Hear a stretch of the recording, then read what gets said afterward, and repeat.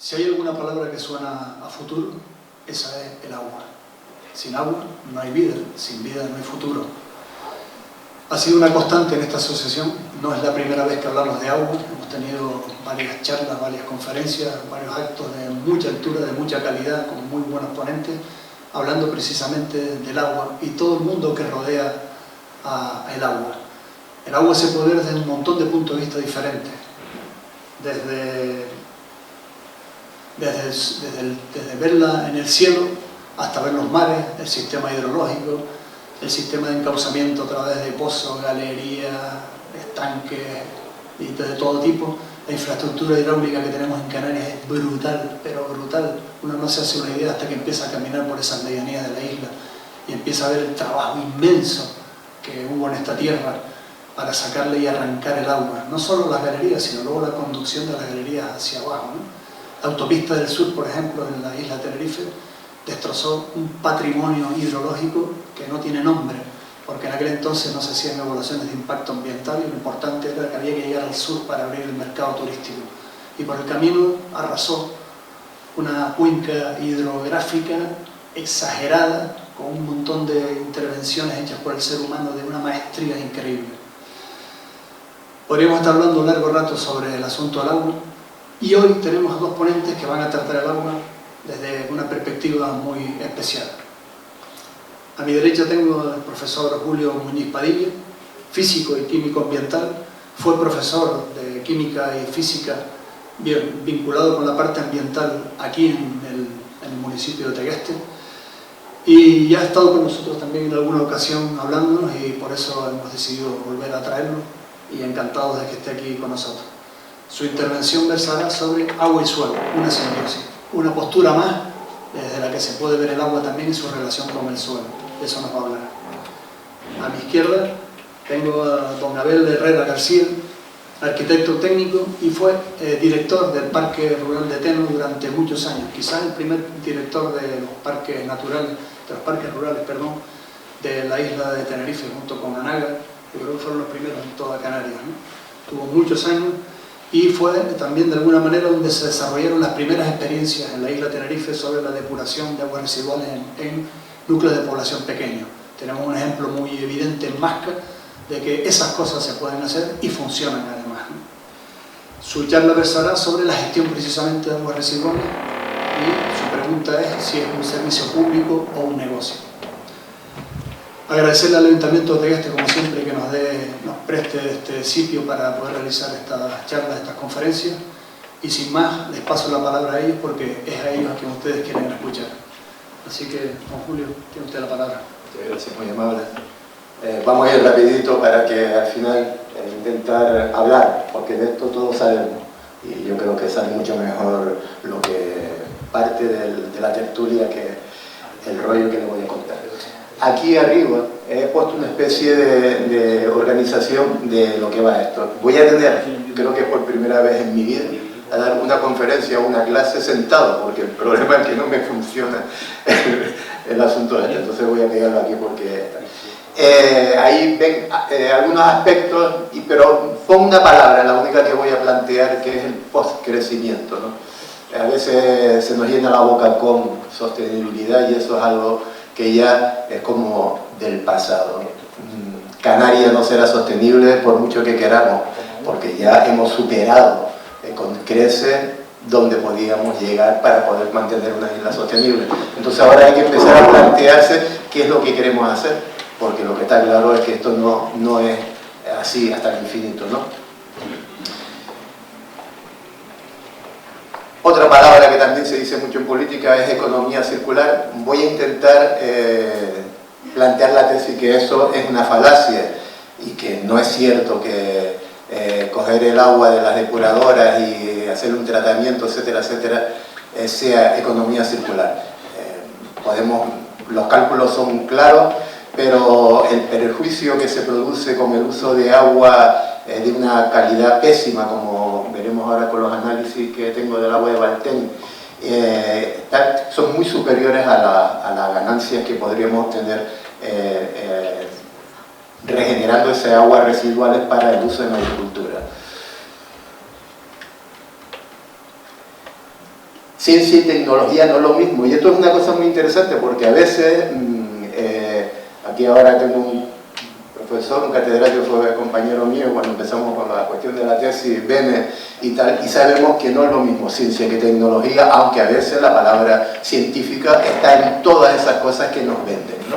Nos quieren vender que la solución del agua es la tecnología, cuando a lo mejor resulta que detrás de la, como nos dijo ahora aquí el moderador, el presentador, la enorme infraestructura que tuvo Tenerife sobre todo, ¿no? También Gran Canaria, pero en Tenerife, La Palma, donde por ejemplo en Tenerife hay 3.000 kilómetros de galería, 3.000 kilómetros es una palabra que se dice rápido, ¿entiendes? Eso tenía una enorme ciencia detrás de ello y los usos de las gavias, como veremos, etcétera, lleva un conocimiento ancestral, científico, que ahora ninguneamos considerando que son cuestiones que no tienen valor cuando posiblemente sean las soluciones que nos van a poder en un momento determinado permitir seguir viviendo en estas islas cada vez más alejadas de la naturaleza, ¿no?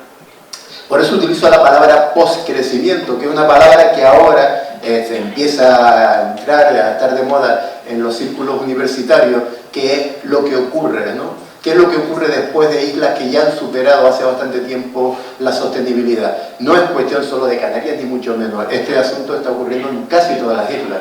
Casi todas las islas siempre son mucho más frágiles que los continentes y están sufriendo.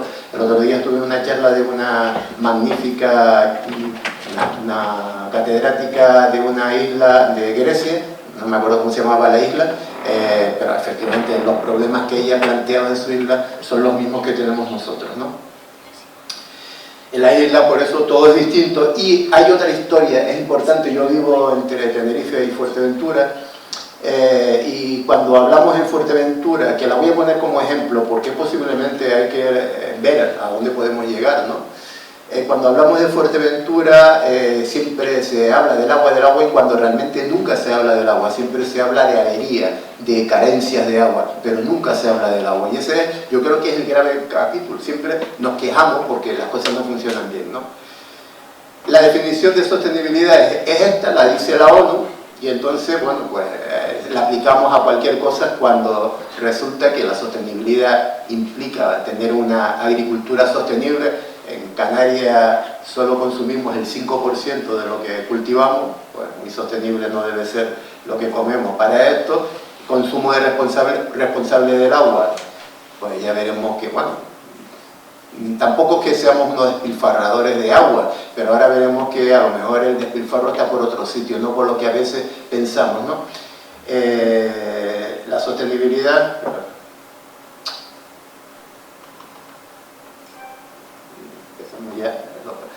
El cuidado del suelo es algo esencial y es uno de los aspectos que yo más voy a tratar. Porque sin suelo, como dice mi ponencia, no hay agua.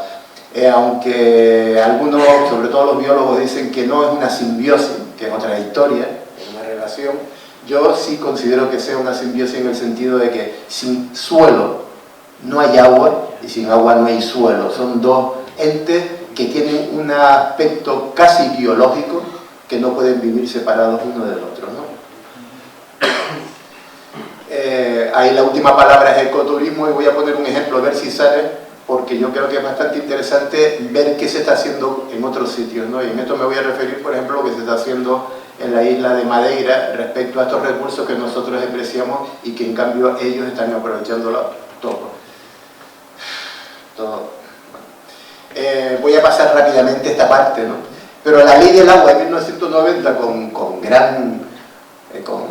mucha esperanza parecía que era la socialización del agua, el agua que por una cédula de una ley que sacó Juana I de Castilla se le permitió que a los dueños de la tierra como incentivo también lo fueran del subsuelo, pues entonces el agua en muy pocos sitios de España, pero bueno, en Canarias y luego también ocurrió en algunos lugares de América, se le dio al dueño del suelo, ¿no?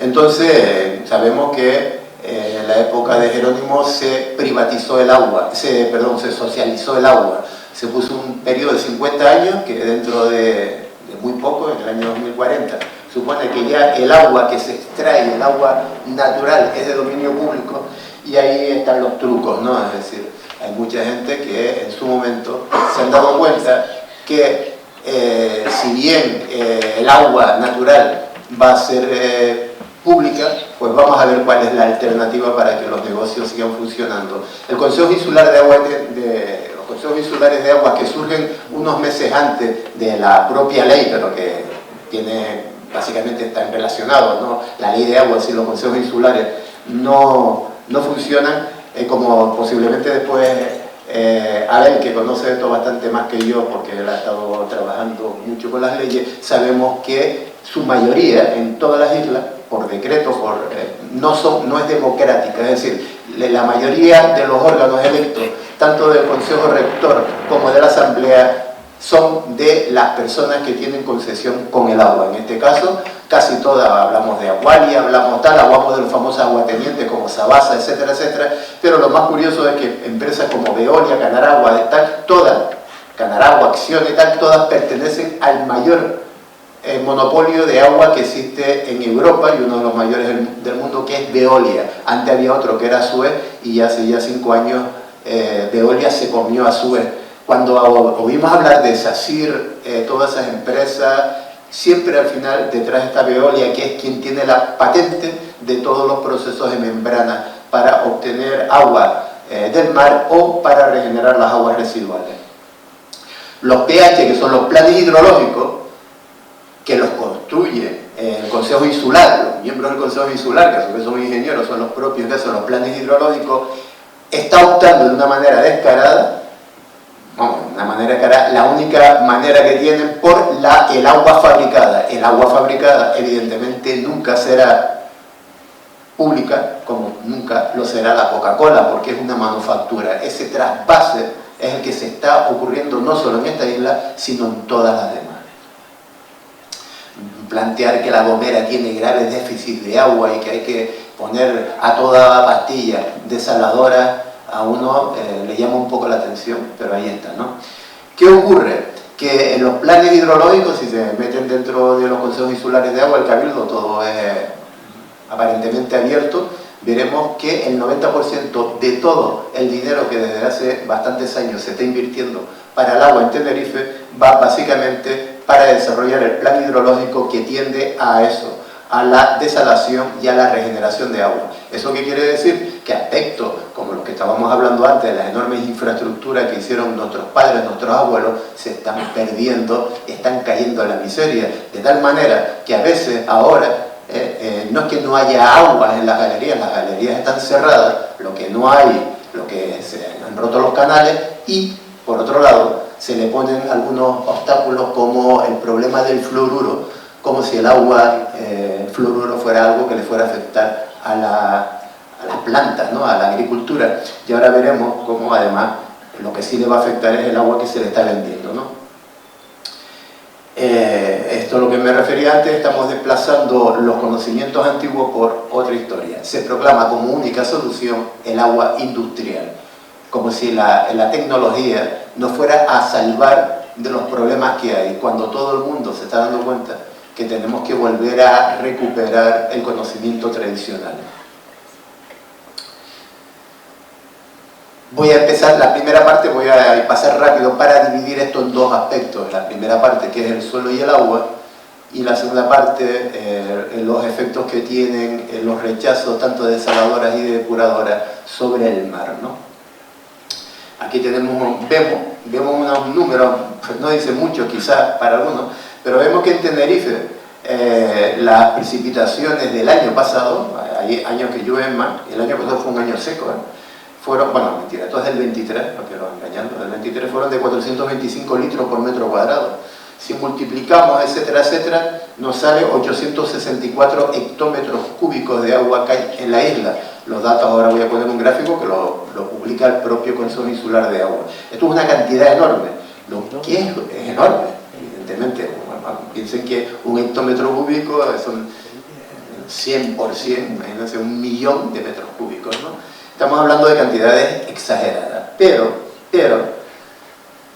Aquí vemos, esto es del Consejo Insular de Agua, y vemos cómo, fíjense que la cifra es incluso un poco mayor que la que puse yo, porque yo me estaba refiriendo al año pasado, y de esta cantidad, de la que cayó fueron 766, se le suma la fabricada, etcétera, etcétera. Miren que una cosa interesante, ven ese 93, que es una cantidad bastante importante, es el 15%, que es el agua que tenemos en el 10% de suelo del potencial en laurisilva y bosque de erica que nos queda. Es decir, el 10% del potencial de suelo con bosque de erica, captador de niebla que existe en Tenerife, se capta el 15% del agua de la isla. Eso ya creo que empieza a haber pista por donde van los tiros, ¿no? Esto es lo que hay, pero fíjense que aquí hay un dato que es enorme, ¿no? Y por eso a eso me voy a referir después con lo del suelo.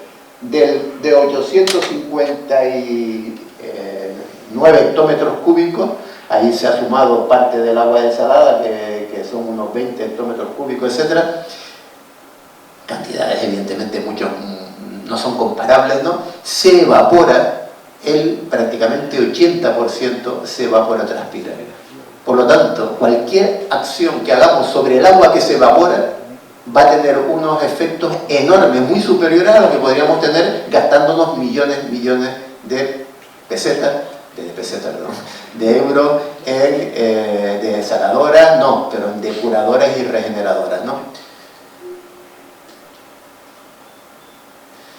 Aquí tengo los datos referidos, por eso ahí aparezco los 766, no los 850 que ponía, porque son datos de los últimos que están publicados en Canarias, ¿no? En Tenerife, y de estos vemos que la evapotranspiración es 615, que es el 71%.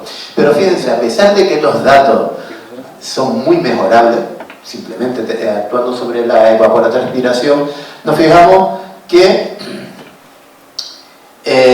se filtra el 44% del agua. Fíjense, eso equivale a una cantidad de 353 hectómetros cúbicos, y ahora este dato que hay aquí, el que quiero poner arriba, este de aquí, eso es lo que consume la isla de Tenerife en total. Es decir, en estos momentos,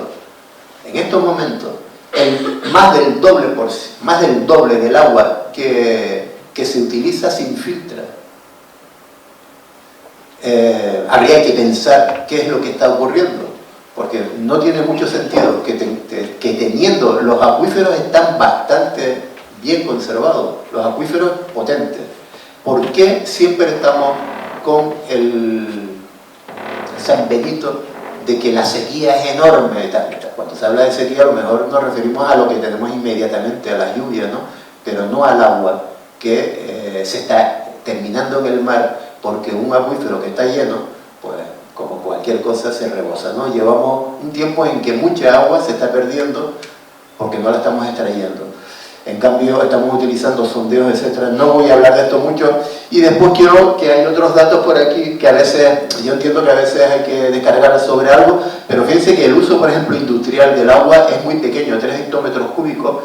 El uso de un campo de golf gasta más que la industria, pero las cantidades del campo de golf no son por la cantidad de agua que se pierde, que se gasta, que se consuma, sino porque justamente están en zonas donde para regar, porque ese sí es un cultivo no como el de las papas, y hoy no puedo esperar que riegue, puedo esperar que llueva 3 o 4 días, el campo de golf lo tengo que regar diariamente, ¿no? Entonces eso es lo que a la gente, a los vecinos les molesta, pero en valores netos no estamos hablando de grandes cantidades. Donde están las grandes cantidades, la enorme cantidad de agua que se pierde, porque creemos que el agua no se filtra, creemos que para envasar agua, para coger agua, solo tenemos que utilizar los depósitos que tenemos en la azotea, cuando los grandes depósitos es el propio subsuelo, como Carlos Soler demostró y lleva demostrando hace mucho tiempo en La Palma, ¿no?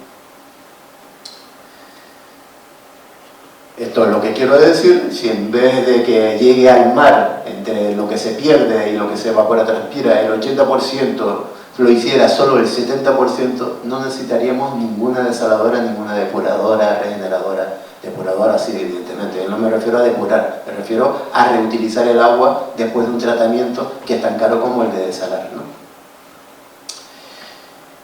Claro, esto nos sorprende a nosotros. ¿Y por qué está ocurriendo esto? Porque evidentemente las patentes son muy caras. La ósmosis inversa es una tecnología que está bajo patente todavía, no es pública. Las membranas son dueñas de Veolia y al final Veolia es el gran emporio en toda España. Es una de las grandes empresas europeas y cuando sale, por ejemplo, aquí un concurso para hacer una depuradora, ese concurso no se le puede dar a los empresarios aquí. Son concursos que por su calibre, por lo que cuesta, por ejemplo 35 millones el que se hizo para la regeneradora de guía, ¿no? Pues resulta, resulta que son concursos europeos y siempre son las mismas empresas. Bueno, de toda esta historia hay una cuestión que no quiero hablar ahora porque no se trata, ¿no? Una cosa es importante, que toda esta agua industrial, no nos olvidemos que hoy el Consejo Insular de Agua de Tenerife es el mayor consumidor de energía eléctrica de la isla, cosa que ellos mismos declaran. O sea que esto es importante porque, aunque nos dicen que esa energía es sostenible y que esa energía viene de fondo, viene de energía alternativa, sabemos que eso es una falacia, ¿no? Hoy por hoy Tenerife sigue viviendo fundamentalmente en un 80% de energía de fuel, ¿no? El gasto enorme que estamos haciendo en las nuevas infraestructuras industriales merma la conservación de lo que tenemos, ¿no? Y lo que fuimos durante años orgullo, ¿no? Mi hijo es ingeniero y siempre cuando él estudiaba en Santander, de esto de minas y tal, siempre ponía las galerías, los acueductos, los canales de la isla de Tenerife, de las Islas Canarias, ¿no? Como ejemplo, ¿no? Esto es una fotografía, simplemente voy a pasar rápido, pero fíjense que el sentido, el amarillo esto es en definitiva la idea fundamental. Esto es una desaladora, se saca el agua y después una bomba se bombea arriba a un depósito, y aunque la gente nunca tiene en cuenta eso, solo bombear de aquí a 300 metros consume tanta agua como desalar, ¿no? Y ahora lo que hacemos es que esto, que es el agua que tal, llega a la depuradora, que sería hasta aquí en la población, y después se vuelve otra vez a subir para arriba, en vez de que el agua negra baje, como después veremos que lo normal, las aguas sucias desciendan por gravedad. Lo que hacemos es las bombeamos, con lo que además de crear un enorme riesgo ambiental, estamos pagando en nuestros bolsillos, todos nosotros, porque es obligado por ley que el consumo de agua pague el tratamiento, ¿no?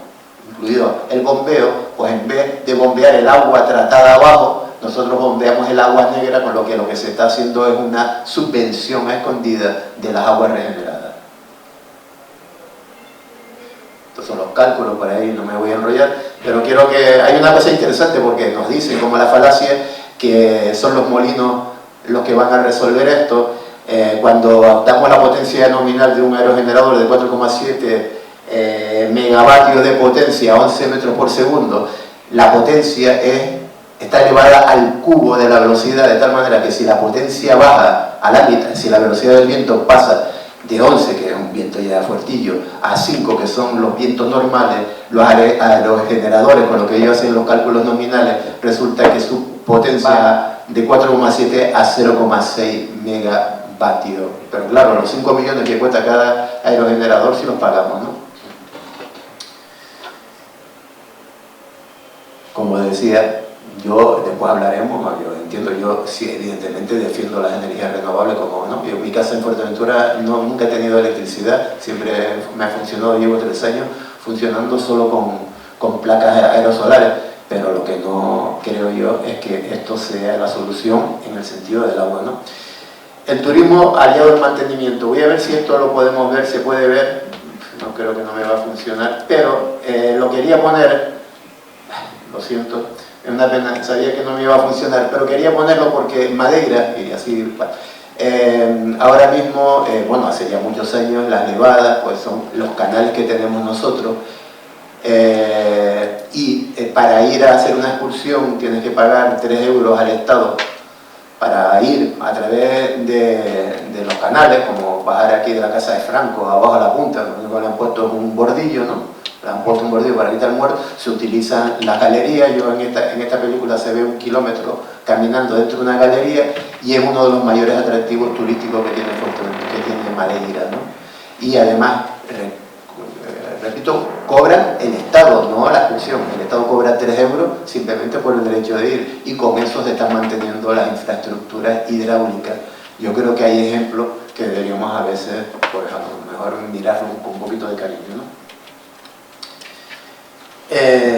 Voy a pasar un poco, me voy a ir un poco más rápido. Esto es una cosa importante, aquí damos los valores. A veces dice que no llueve, no es necesario. A veces, lo que voy a decir parece una brutalidad, pero normalmente un aporte importante del agua no viene de las lluvias, sobre todo las lluvias que ocurren aquí en noviembre y en marzo, son los meses que más llueve. Esas lluvias suelen tener un problema, este año fue un año magnífico, ¿no? Pero suelen ser lluvias que lo que producen es correntías, pérdidas, erosión, y se pierde más que lo que se gana, porque perder el agua, perder el suelo sí que es un verdadero problema, ¿no? Por eso hay una serie de infraestructuras, que ahora es donde voy a meterme, lo que quería hablar, que antes existían y que ya han desaparecido, incluso sus palabras ya, los alumnos en Tenerife no saben lo que es un natero, lo que es una gavia, lo que es un trastón, pero fueron los instrumentos con los que durante 5 siglos, incluso los aborígenes prehispánicos también utilizaban cosas similares, pudieron controlar el poco suelo, que es algo bendito. Tenemos el suelo en Tenerife, tiene una altura de 10 centímetros, estamos hablando de que tener 1 centímetro de suelo puede significar entre 50 y 100.000 años. Entonces tener 10 centímetros ha sido prácticamente una cosa enorme, que la podemos perder en grandes lluvias. Por eso lo que hay que hacer a veces con las lluvias es también defendernos de ellas. Quería ponerlo porque Fuerteventura y Tenerife, a pesar de que las cantidades son diferentes, ocurre que en Tenerife, que tiene una capacidad de absorción de 7 litros por día, lo que llueve tal, Tenerife es de 28 litros por día, y a pesar de eso en Tenerife sigue habiendo enorme erosión y pérdida de suelo por la lluvia. Aquí pongo unas soluciones rápidas, ahora las veremos, pero hay que volver a las alcogidas, a las gavias, a los nateros, etcétera, y sobre todo, a aumentar la materia orgánica, porque el suelo orgánico es el que retiene agua. El suelo, que es simplemente un soporte, el suelo que utilizan los cultivos hidropónicos, no es suelo, eso es otra cosa, es un soporte inerte, pero el suelo que retiene agua es el orgánico, con sus micorrizas y tal, algo que nuestra vecina Mari Carmen Jaime Vega tuvo toda la vida trabajando y luchando por ello, luchando con las micorrizas, algo que sí era un progreso en la agricultura, a pesar de que poca gente le hacían caso, ¿no? Otra cosa interesante, aquí vemos un paisaje totalmente árido, pero ese paisaje árido es el mayor captador de agua. Los suelos muy recientes, como los malpaíses, los baldíos, los toscanes, etcétera, absorben mucho más agua que los basaltos antiguos, que los suelos muy compactados. Y en cambio, aquí en ocasiones los eliminamos, y además estamos metiendo un factor que es totalmente impermeable, que es el piche, ¿no? Nos estamos cargando uno de los lugares, los espacios que más agua captan. Y si los que conocen, por ejemplo, el sitio este tan maravilloso de Güímar, ¿no? El Malpaís de Güímar, ven que dentro del Malpaís de Güímar vemos donde estaban antes los pozos de agua. Los pozos estaban allá arriba, al final del barranco de Badajoz, donde estaban las grandes galerías que cogían las aguas que bajaban del Teide, y después el agua de lluvia, porque el alicio se mete por ahí, se cogía, se captaba, sin que lloviera, pero sí de la reventada, sobre todo en estos sitios donde estaban los mejores sondeos y pozos de la isla, ¿no? Por eso los depósitos de agua son los mejores depósitos de agua son los suelos, el subsuelo. No hace falta tener infraestructuras abiertas, ponerle piche, ponerle plástico para que no se evapore el agua. Los grandes estanques, las grandes maretas sirven para uno tener agua y regar, pero no son buenos depósitos. En cambio, los grandes depósitos es el suelo, y sobre todo el acuífero. En Tenerife tenemos las dos dorsales, bueno, esto lo voy a pasar rápido, interdique, pero bueno, aquí está perfectamente establecido y tenemos grandes depósitos de agua que en su parte fundamental ahora están llenos. Ahora están, vemos, si ustedes ahora mismo van a la Rambla de Castro y verán que la playa de la Borborana, la playa de los Roques, la playa de Castro, están los manantiales echando agua al mar. Pero esa es la que vemos, pero todavía lo que está por debajo es lo que no vemos. Está perdiéndose agua, bueno, perdiéndose no, pero vamos, están llenos de agua y ese agua ahí está. Y nosotros consideramos que no sé por qué, bueno, sí sé por qué, pero no la queremos. Pero no solo son los grandes depósitos estos que estamos hablando, de las dorsales, los diques, etcétera, sino que hay unos depósitos que antes eran muy frecuentes. ¿Cuántos sitios hay? Aquí mismo en Tegueste había un sitio que se llama Las Gavias, por supuesto Las Gavias en la laguna. Es decir, hay muchos sitios donde había gavias que ya no existen. Ahora hay o apartamentos o casas o no hay nada, ¿no?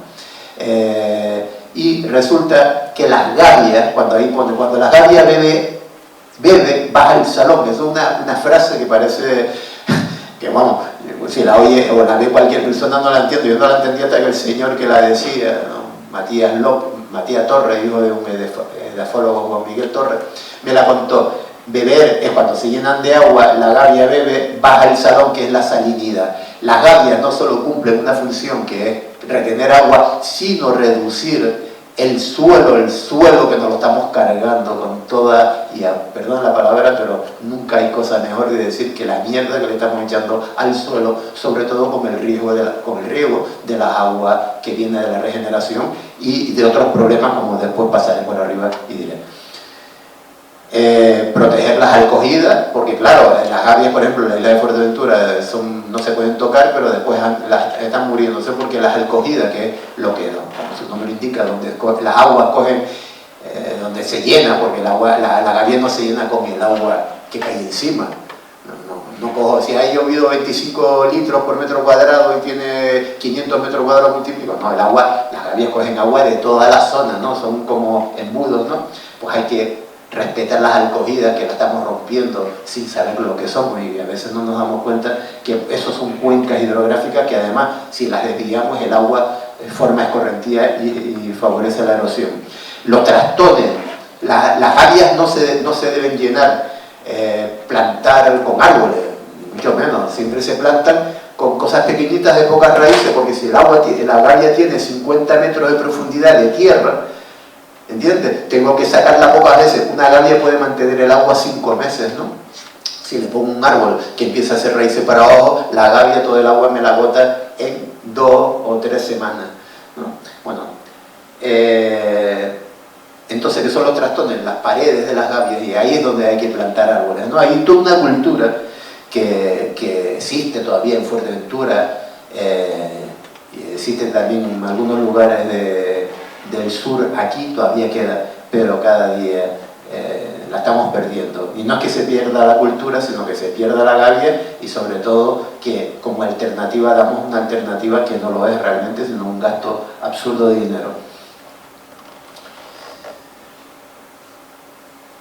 Esto lo pongo porque, aunque esto nos parezca una cosa, estos son, bueno, son los sistemas que ahora la FAO plantea para lugares del Mediterráneo como Murcia, Almería y por supuesto todas las Islas Canarias. Es decir, en realidad los sistemas runoff farming son simplemente las gavias de toda la vida, ¿no? Que es sur, como le llaman en Argelia, ¿no? Etcétera. Son capaces de aumentar la absorción hídrica del suelo de un 2 o un 3%, y cuando hablamos de grandes cantidades, aunque el número parezca insignificante, aumentar un 1% del agua que se retiene, que se pasa al subsuelo, es mejor que una enorme desaladora de agua, vamos, mucho mejor, ¿no? Pero además reduce la salinidad secundaria, que es lo que está destrozando el suelo en las islas de Tenerife, ¿no? Y en todas las islas en que se está utilizando la agua regenerada, ¿no? Pero además, bueno, es, como bien dice la FAO, la gran herramienta. Esto lo ha aprendido un señor que es catedrático de la Universidad de Lleida, estuvo trabajando en Venezuela, en los llanos, que donde se produce una cosa similar aquí, bueno, ¿no? Se cuartea todo, tal y cual, y que a través de gavias han conseguido que la zona que antes en Venezuela nunca se utilizaba, pues ahora hayan granjas, ¿no? Y que de alguna manera los que están trabajando ahí al menos tienen comida para sobrevivir, ¿no? Por lo tanto, reducir la evaporación es más eficaz que fabricar agua. La evaporación, se habla de evapotranspiración, pues son dos cosas que están juntas, pero la evaporación es del suelo, evidentemente. ¿De qué depende? De la temperatura media. Sobre eso difícilmente podemos hacer algo, ¿no? Por mucho que ahora dejemos de echar de CO2, no van a bajar las temperaturas, ¿no? El índice de calor actual de anual es algo que nos sobrepasa, ¿no? Pero ¿podemos actuar sobre el viento? Claro. Antes lo decía el presentador, ¿cómo nos hemos cargado con la carretera del sur? Todos los rompevientos que antes eran heroicos. Antes, dentro del campo, cuando yo era niño, mi tío, que se dedicaban a hacer muros, era el más que ganaba de la familia.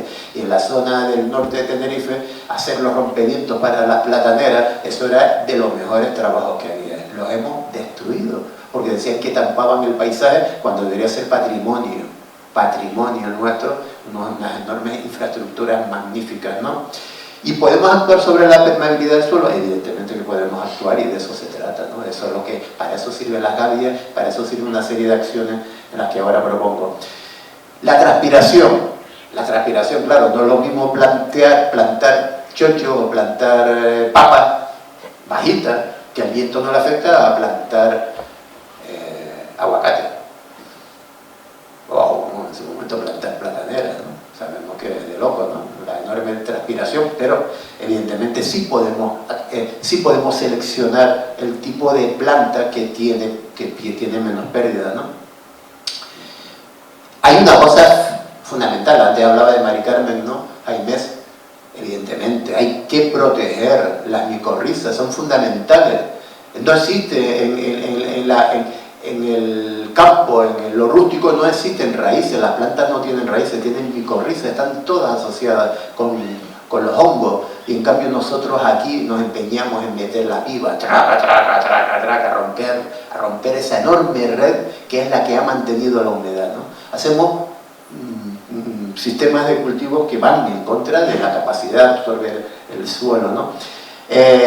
Suelo orgánico y activo, claro, el peor enemigo del suelo orgánico son la sal y sobre todo los metales pesados, bueno, y por supuesto los fungicidas, ¿no? Las enormes cantidades de sulfato de cobre, que bueno, como era biológico se podía utilizar, ya no es, pero claro, el problema es que el sulfato de cobre lo echábamos a la hoja pero caía al suelo, y entonces la función fungicida contra el oidium, el medium, la hacía contra los hongos, que son los que a su vez permiten captar los nutrientes del suelo, porque las raíces no captan los nutrientes y son a través de los órganos. Entonces, uso de una cosa tan simple como el cardo bordolés, que era tan inocuo, se está cargando. Y encima después hacemos compost con esos materiales que tienen niveles altísimos de cobre, etcétera, que se lo volvemos a poner al suelo, ¿no? Estamos cargándonos el suelo, y eso sí que es una pérdida, ¿no? Y el riego subterráneo, algo que se está haciendo en muchos sitios y que aquí nos cuesta meterlo, es decir, ¿por qué tenemos que regar hacia afuera o incluso por riego por goteo cuando casi todo el agua se evapora, ¿no? Evidentemente, lo que dije, los muros, los guanches ya utilizaban goronas, gavia, gorona, goro, o sea, una serie de recintos en la lengua guanche GR, que significa muro redondo para protegernos del viento. El viento es uno de los grandes problemas que tenemos que hacer, ¿no? Voy ahora aquí, por eso, antes lo dije, si en vez de que se evapore toda el agua, pues conseguimos que del 74% del agua que entre evaporación y evapotranspiración y pérdida, nosotros lo bajamos al 70%, eso sería un objetivo del siglo, me atrevería a bajar, decir, pero con eso se resolvería en este momento las grandes necesidades de agua, o las necesidades de agua que tenemos en la isla, ¿no? Yo no digo que en algunos sitios haga falta llegar a Fuerteventura, a Lanzarote, donde el otro día di una charla y decirle no a las desaladoras, de locos, ¿no? Porque para agua beber, pero el agua de las desaladoras y las regeneradoras no deberían utilizarse en la agricultura, que es el mayor consumidor de agua, como vimos en la primera de las páginas. Eso. Aquí tengo unos ejemplos. Yo vivo en un desierto, vivo al lado de un desierto, vivo al lado del Eso, Y hemos conseguido, pues, a base de, por supuesto, todo orientado por un edafólogo que es Juan Miguel Torres, un amigo, pues hemos dedicado, bueno, fíjate, regamos con un tubito, no regamos por arriba, regamos con un tubito las palmeras, son así, van creciendo, y utilizamos técnicas de captación de agua muy baratas. Nosotros hacemos los captadores de agua. ¿Por qué?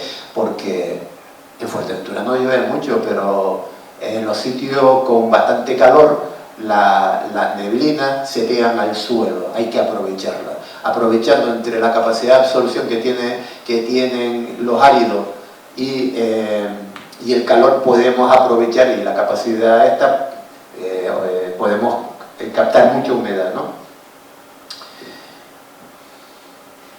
Esto es un ejemplo, esto es una finca de olivos, ¿no? O sea, aquí el olivo, fíjense que tiene los rollos de riego por goteo, evidentemente, yo lo tengo, a veces se ve el hombre apurado, pero ya ha bajado el consumo de agua una enormidad.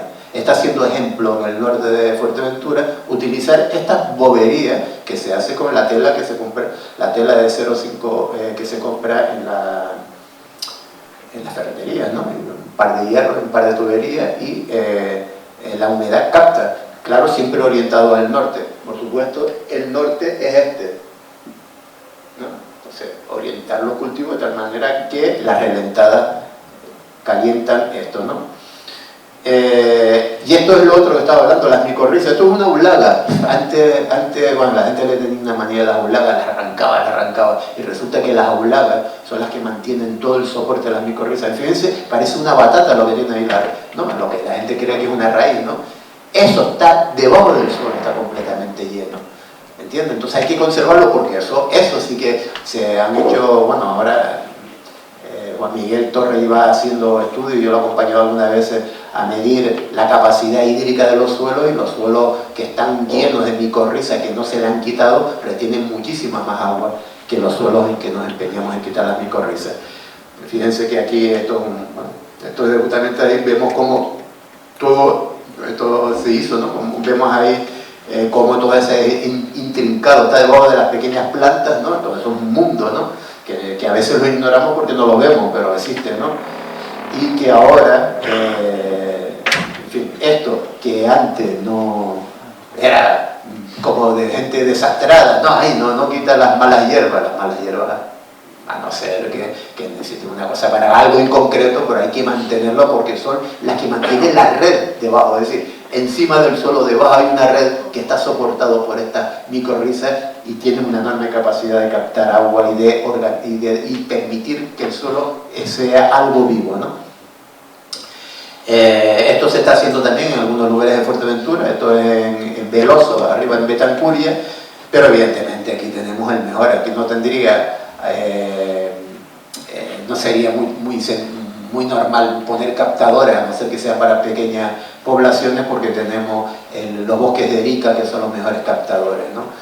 Pero ya repito, el 15% del agua que llega a Tenerife es de agua captada de bruma, y en cambio solo hay un 10% de suelo, del potencial que tiene cultivado por bosques de Erika y por laurisilva, ¿no? Estas son unas alternativas que se están haciendo para pequeñas poblaciones, pero está claro que lo de abajo es mucho más eficaz. Pero bueno, esto indica que esto es un valor que ya la industria se ha dado cuenta, que esto puede ser una solución mucho más barata que poner enormes tuberías, enormes depósitos para llevar agua a pequeñas poblaciones, ¿no? Esto se está haciendo ahora en las zonas altas de Fuerteventura, que son justamente las más secas, como Betancuria, como que sea alta, ser tan tupido el macizo basal y no absorber nada, aunque llueva más que en otros sitios, resulta que el agua no sirve porque no se absorbe, ¿no? Antes de ahí aparecía que Tenerife. Fíjense que esto son fotografías de hace unos meses. Esto no es que están llenas de agua, pero que lo vemos durante 3 o 4 días, eso no es lo importante. Cuando el agua se va de arriba más rápido es mejor, porque quiere decir que la capacidad de absorción es mejor, ¿no? Y entonces todo ese agua, si están bien hechas las alcogidas, van sumergiéndose. Entonces una gavia es una enorme esponja de agua que puede tener en Fuerteventura, que hay mucho más terreno sedimentario que en Tenerife, pero bueno, que alcanza en algunos sitios, sobre todo en los sures y tal, con mucho caliche, mucho rollo, profundidades superiores a los 20, 30, 40 metros, ¿no? Eso se llena de agua y mantiene la humedad hasta 5 metros, a 5 meses, ¿no? Siempre que cultivemos cultivos que no la sequen, ¿no? Fíjense, esto que estoy viendo al lado, pues en fin, esto es un vergel. Y ahora voy a poner otros porque esto es, este de aquí al lado es el Sáhara Occidental. La fotografía me la mandó Paco Denis, que estuvo por ahí, y me mandó un pueblo que dice, joder, tío, hay más agua aquí que en el jacuzzi del hotel donde me quedé. Esto es el Sáhara. Esto es Fuerteventura. Son verdaderos ríos, evidentemente, que duran pocos días, pero el agua ese se queda, no erosiona y se mantiene. Es un buen depósito, muy superior en Fuerteventura a los depósitos que hizo el posfranquismo con aquellas grandes presas, etcétera, no sirvieron para nada porque inmediatamente se anegaban. Entonces, si se hacían depósitos, Fuerteventura tiene una capacidad nominal de 25 hectómetros cúbicos para retener agua y solo se está reteniendo los depósitos 0,25 hectómetros cúbicos. No sirven para nada, siempre hay que estar anegándolos. Sirven como nateros, es decir, para coger un poco de suelo, ¿no? Y ahora sirven para que vivan los patos, ¿no? Los patos que vienen, los patos y las aves que vienen y que van a Europa y que vuelven en invierno, ¿no?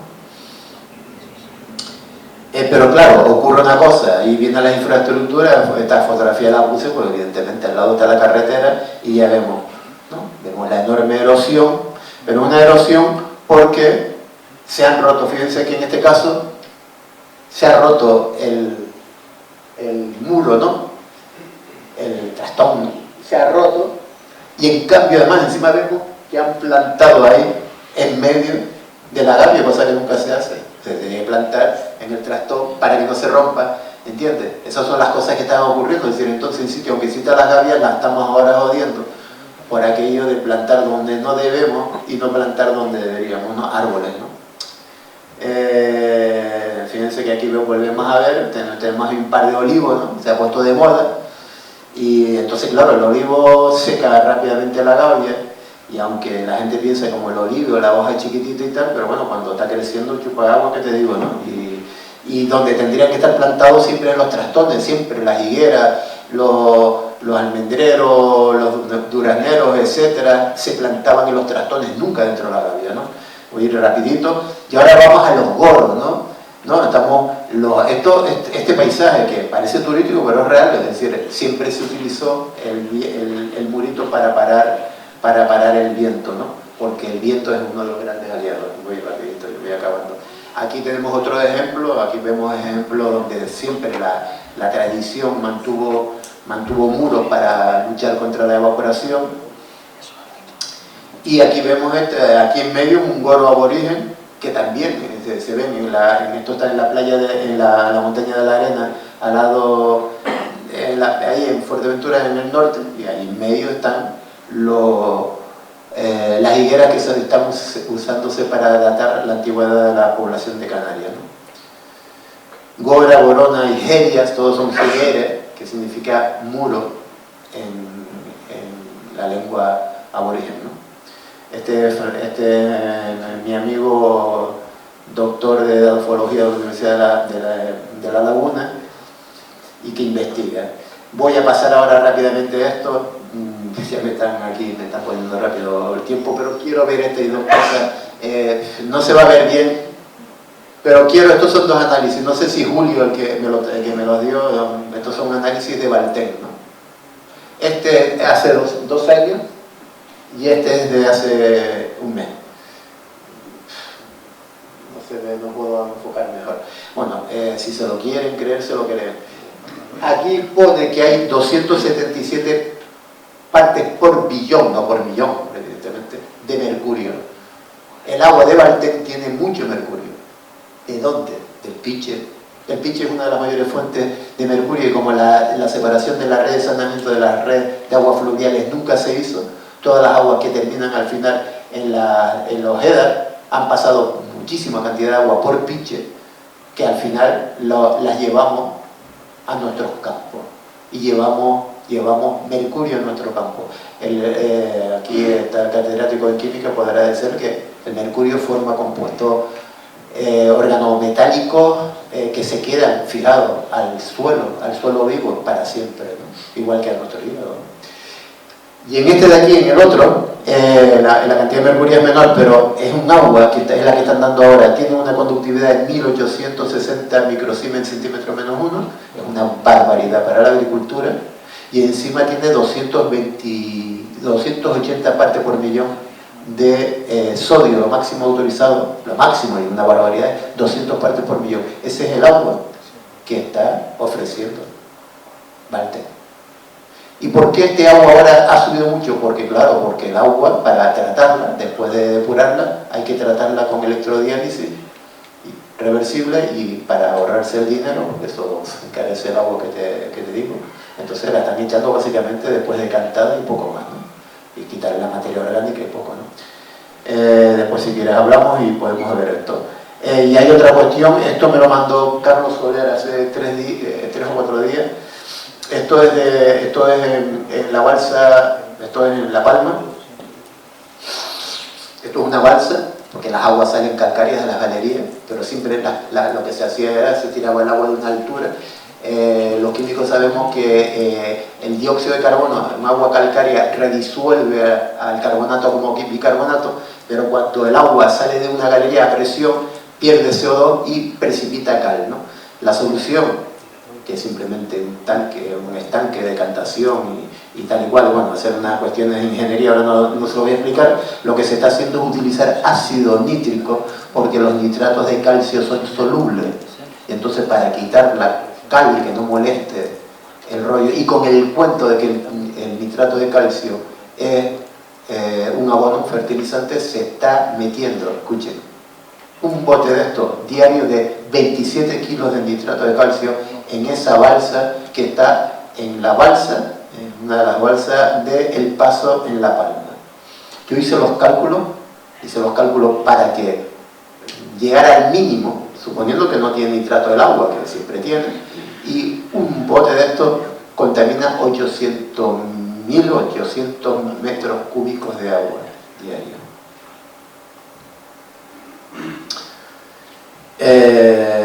Bueno, esto le iba a explicar un poco por qué.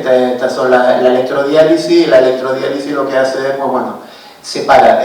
Simplemente solo quiero citar porque la electrodiálisis separa fácil las cosas livianas, como el fosfato y tal y cual, pero no separa los metales pesados. Por una cuestión, bueno, es difícil que sea eficaz. ¿Y qué quiere decir esto? Cuando yo tengo electrodiálisis meto el agua dulce, el agua que llega, un agua dulce, el agua del váter, ¿no? Pero el agua que no tiene 35 gramos de sal, como el agua del mar, que puede tener 1 o 2 gramos de sal, ¿ok? Lo meto, llega a la depuradora, le hago las cosas que le hago, pero al final, de cada 3 litros de agua sucia, yo saco 2 litros de agua para la regeneración, para utilizarla en el cultivo, y 1 litro de agua es el rechazo salino. En ese rechazo salino se meten las cosas livianas como los fosfatos y los nitratos, y el sodio, pero la mayoría es agua dulce, con lo que al llegar al emisario flota, porque el agua dulce flota sobre el agua salada. Pero es agua que tiene muchos nutrientes. Sube y entonces los patógenos ya no le afecta el problema de la sal a la Escherichia coli dentro de agua salada. Se la carga, es muy difícil que aguante mucho tiempo, pero en agua dulce sobreviva, sobre todo cuando es agua dulce que tiene fosfato. Esos son los rechazos que provienen de los procesos de regeneración del agua. Ellos dijeron que iban a reducir los emisarios, pero están reduciendo el número. Se hacen 13, el plan hidrológico se hacen 13 grandes depuradoras regeneradoras, se quitan, supone, los 200 emisarios que hay, pero se concentra en 13 que tienen una enorme cantidad, se manda 1/3 del agua al mar con grandes cantidades de fosfato y de agua dulce, que son las causas de lo que están ahora pasando. Todas las playas están contaminadas porque le estamos dando de comer a las bacterias. O sea, que no me vengan con el cuento que porque salen los perros a cagar, eso vamos a ver. Ya termino. Todo el mundo conoce esto. Esto está hecho con un programa, ven cómo sube, ¿no? Esto es. Y ahora una cosa importante aquí, estos son las corrientes de Fort Kármán. ¿Por qué pongo esto? Porque en las islas, cuando echamos un emisario, el agua no se diluye como si estuviéramos en el océano, se empieza a recircular. Y entonces las cosas que yo he hecho aquí, a lo mejor en Granadilla o por ahí, o aquí en Valleguer, empiezan a girar. Empiezan a girar porque se llaman eso, porque está afectada, son aguas. Y entonces el problema es que no es un problema que se limite a un sitio, ¿no? El plan hidrológico de Fuerteventura planteó que no se pudieran echar esas aguas donde habían espacios naturales, pero está llegando lo mismo, ¿no? Una cosa importante, esto es un mapa sacado con satélite. Lo verde es la cantidad de materia que hay, de materia verde, de materia viva. Entonces nos damos cuenta que aquí debajo, en la isla de Gran Canaria, hay un reloj que produce un upwelling, sube materia viva y la esparce cada 3 días está subiendo agua muy fertilizada, después 3 días no. Pero fíjense que es una cosa curiosa, Tenerife no tiene verde, Lanzarote no tiene verde, el Hierro apenas tiene verde, y son las islas donde aparece la cianobacteria. ¿Por qué? Porque ahí no había vida, y entonces estamos con las emisiones de fosfatos y tal que estamos echando al mar, estamos invitando a especies que hacen una competencia, porque no tienen la bacteria, la vida, que las puede neutralizar, ¿no? Esto es lo que nosotros planteamos hace mucho tiempo, en vez de grandes desaladoras con todo este rollo arriba, hacer la depuración extensiva, pequeñas depuradoras de 5.000, 6.000 personas que son perfectamente como las que hace Peraza, como la de Máscara, porque funcionan y son las que recomiendan. Esto es lo intensivo que nos plantea el plan hidrológico. Esto es lo de abajo, lo extensivo, que es lo que planteamos nosotros. Es decir, en vez de hacer pues que cada barrio que tenga 5.000, por ejemplo, Tegueste con una depuradora, este casco, ¿no? Pero en el municipio de Tegueste 4 depuradoras de estas que no consumen suelo ni nada, podrían tratar sus aguas que se podrían utilizar para riego de jardines y poco más, y no para la agricultura ni para eso. En algunas casas se están utilizando, y yo ahora mismo, donde estoy viviendo en Fuerteventura, estamos haciendo una que... Aquí hice yo una, que será del anterior congreso, que hice una que se le dio a un grupo de casas que había, porque salía muchísimo más barato hacer esa depuradora que conectar el pueblo, el diseminado, con esto. De este tipo, este es el tipo, voy a pasar rápido. Y solo quiero, estas sí funcionan. Lo delante es un tanque anaerobio. Y ahora esto es un ejemplo de lo que quería poner, es decir, si lo que le sale por el pompón al señor se lo comen los peces al final. Bueno, hablamos de la ciguatera, de uno de los problemas graves. Estamos fomentando a los dinoflagelados, que son las especies que transmiten pero que a su vez se alimentan de cianobacterias y de tóxicos, ¿no? Y por último, el último gran negocio es que evidentemente 1 metro cúbico de agua cuesta 60 céntimos, pero con 1 metro cúbico de agua yo saco 1000 botellas, con lo que me lo traduzco en 600, 700 euros, un negocio del carajo. Hacer que el agua que tengamos en los ayuntamientos y tal sea mala, para algunos es un chollo de mucho cuidado. Muchas gracias y perdón.